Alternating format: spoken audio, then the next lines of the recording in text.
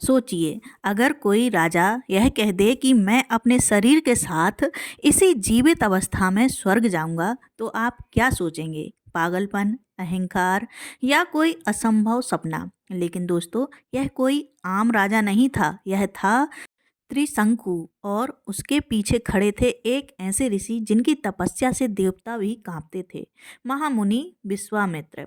आज की इस कहानी में हम जानेंगे कि आखिर कैसे विश्वामित्र ऋषि ने देवताओं के नियमों को चुनौती दी, इंद्र से टकरा गए और एक ऐसा अद्भुत चमत्कार कर दिखाया जो आज तक किसी ने नहीं किया, एक इंसान को जीवित अवस्था में स्वर्ग भेजना। तो तैयार हो जाइए, क्योंकि आगे जो सुनने वाले हैं वह आपके मन में रहस्य, हैरानी और रोमांच की लहर दौड़ा देगा और आप इस कहानी से नज़र नहीं हटा पाएंगे। त्रिशंकु अयोध्या के राजा हरिश्चंद्र के वंशज एक साहसी और जिद्दी राजा थे। वह अपने जीवन में एक ही सपना देखते थे, मैं अपने इस नश्वर शरीर के साथ स्वर्ग जाऊंगा, देवताओं के बीच बैठूंगा और वहीं से अपना राज चलाऊंगा। यह इच्छा सुनकर दरबार के लोग चौंक उठे, क्योंकि धर्म और शास्त्र कहते हैं कि देह त्यागे बिना स्वर्ग का द्वार नहीं खुलता। लेकिन त्रिशंकु की महत्वाकांक्षा इतनी प्रबल थी कि उन्होंने यह निश्चय कर लिया, नियम बदलेंगे पर मेरा सपना नहीं। उन्होंने सबसे पहले अपने कुल गुरु ऋषि वशिष्ठ के पास जाकर यह संकल्प पूरा करने की याचना की, लेकिन वशिष्ठ ने स्पष्ट कह दिया, यह असंभव है, यह धर्म के विरुद्ध है। यहीं से शुरू हुआ त्रिशंकु का सफर, जो आगे चलकर देवताओं और महर्षियों के बीच टकराव का कारण बनने वाला था। त्रिशंकु अपने गुरु वशिष्ठ के पास गए, सम्मानपूर्वक हाथ जोड़कर बोले, गुरुदेव, आप तो तप और ज्ञान के भंडार हैं, कृपा करके मुझे जीवित अवस्था में स्वर्ग भेज दें। लेकिन वशिष्ठ का चेहरा गंभीर हो गया। उन्होंने कहा, त्रिशंकु, यह प्रकृति के नियम के विरुद्ध है। स्वर्ग केवल पुण्यात्मा की आत्मा को मिलता है, शरीर को नहीं। तुम्हारी इच्छा अहंकार से भरी है और यह धर्म के मार्ग से भटकना है। त्रिशंकु ने कई बार विनती की, पर वशिष्ठ अडिग रहे। अंत में उन्होंने कठोर स्वर में कहा, मेरे रहते यह कभी नहीं हो सकता। गुरु की यह अस्वीकृति त्रिशंकु के अहंकार को ठेस पहुंचा गई। मन में जिद और बढ़ गई, अगर गुरु नहीं मानते तो मैं किसी और की शरण लूंगा। यह निर्णय आने वाले समय में देवलोक तक को हिला देने वाला था। गुरु वशिष्ठ से निराश होकर त्रिशंकु ने सोचा, अगर गुरु नहीं मान रहे तो उनके पुत्रों को मनाकर मैं अपना कार्य करवा सकता हूँ। वह आदर और उपहारों के साथ वशिष्ठ के 100 पुत्रों के पास पहुँचे और वही अनुरोध किया, आप लोग ही मुझे जीवित स्वर्ग भेज दें। लेकिन वशिष्ठ के पुत्र अपने पिता की ही तरह धर्म में दृढ़ थे। उन्होंने हंसते हुए कहा, राजा, यह तुम्हारा भ्रम है, यह असंभव है, और अगर पिताश्री ने मना किया है तो हम तो बिल्कुल नहीं करेंगे। कुछ ने तो व्यंग में कहा, अपने इस काले रूप में तुम स्वर्ग जाओगे, देवता तो दरवाजे पर ही रोक देंगे। यह ताना त्रिशंकु के अहंकार में आग डाल गया। वह क्रोधित हो उठा और पलटकर उनके अपमानजनक शब्द कह दिए। पर उसने यह नहीं सोचा था कि महर्षियों के पुत्रों को अपमानित करना किसी भी राजा के लिए घातक साबित हो सकता है। वशिष्ठ के पुत्रों ने त्रिशंकु का अपमान सहन नहीं किया। उनकी आंखों में क्रोध की अग्नि जलने लगी। उन्होंने एक स्वर में कहा, हे राजा, तूने हमारे कुल और हमारे पिता का अपमान किया है, इसलिए हम तुझे शाप देते हैं, तेरा सुंदर शरीर क्षण भर में नष्ट हो जाए और तू ऐसा कुरूप हो जाए कि देवता क्या, इंसान भी तुझसे घृणा करें। शाप मिलते ही त्रिशंकु का सारा तेज, उसका आकर्षक रूप मिट गया।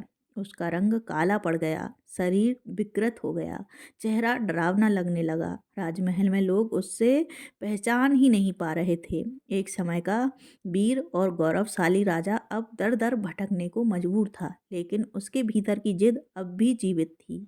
स्वर्ग तो जाना ही है, चाहे इसके लिए मुझे पूरी सृष्टि से लड़ना पड़े। और यही जिद उसे उस ऋषि की ओर ले गई जो असंभव को संभव कर सकता था, विश्वामित्र। अपमान और श्राप के बाद त्रिशंकु अपने राज्य से निकल पड़ा। जंगलों और आश्रमों में भटकते हुए वह अंततः पहुंचा महर्षि विश्वामित्र के पास। विश्वामित्र जो पहले एक क्षत्रिय थे और अपनी तपस्या और संकल्प से ब्रह्मर्षि की पदवी पाने को दृढ़ थे, एक ऐसे महापुरुष थे जिनसे देवता तक डरते थे। त्रिशंकु ने उनके चरणों में गिरकर अपनी पूरी व्यथा सुनाई।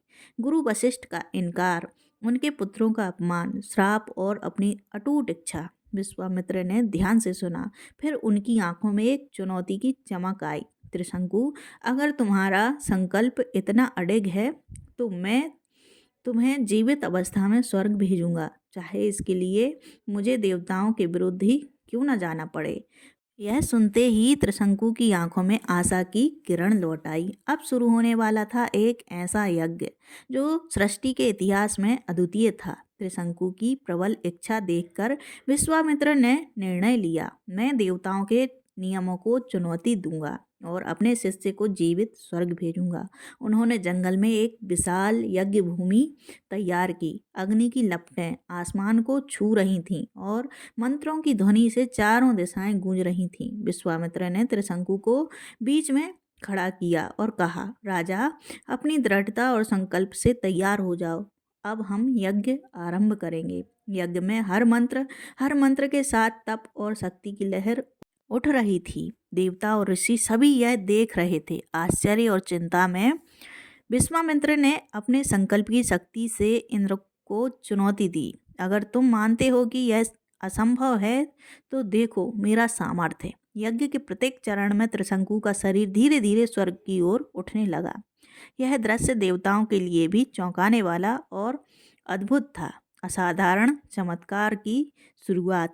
जैसे ही त्रिशंकु यज्ञ की शक्ति से स्वर्ग की ओर उठने लगा, देवताओं के राजा इंद्र का गुस्सा भड़क गया। इंद्र ने कहा, यह असंभव है, कोई मनुष्य जीवित अवस्था में स्वर्ग नहीं जा सकता, मैं इसे रोकूंगा। तुरंत इंद्र ने अपनी वज्रधारी शक्ति भेजी और त्रिशंकु को नीचे गिराने का प्रयास किया, लेकिन विश्वामित्र ने अपने संकल्प और तप की शक्ति से इंद्र को चुनौती दी। उन्होंने मंत्रों और यज्ञ की शक्ति से त्रिशंकु को हवा में स्थिर कर दिया। त्रिशंकु अपने विकृत रूप से के बावजूद अब डरने की बजाय गर्व महसूस कर रहा था। उसका विश्वास और संकल्प उसे ऊपर खींच रहे थे। देवताओं और ऋषियों ने यह अद्भुत दृश्य देखा। एक मनुष्य अपने गुरु की शक्ति से देवताओं के सर्वोच्च राजा तक को चुनौती दे रहा था।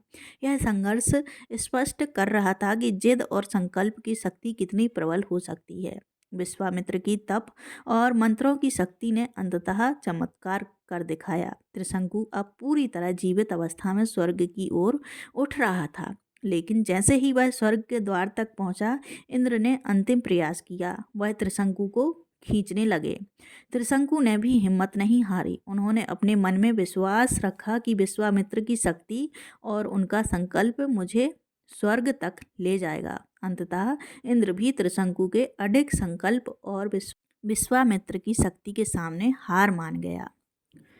पर इंद्र ने एक शर्त रखी, तुम स्वर्ग में पूर्ण रूप से नहीं बैठ सकते, पर आकाश में उल्टा लटककर मैं तुम्हें स्वीकार करूंगा। त्रिशंकु ने इसे स्वीकार किया और ऐसे अद्भुत स्थिति में स्वर्ग में पहुंच गए, उल्टा लटककर, लेकिन जीवित और विजयी। यह दृश्य आज भी हमें याद दिलाता है, सपने पूरे करने के लिए जिद और संकल्प का महत्व अनंत है। तो दोस्तों, यह थी त्रिशंकु और विश्वामित्र की अद्भुत कथा। एक राजा की जिद, एक ऋषि की तपस्या और देवताओं के नियमों को चुनौती देने वाला चमत्कार। त्रिशंकु ने हमें यह सिखाया है कि अगर आपका संकल्प सच्चा और अडिग हो तो असंभव को भी संभव बनाया जा सकता है।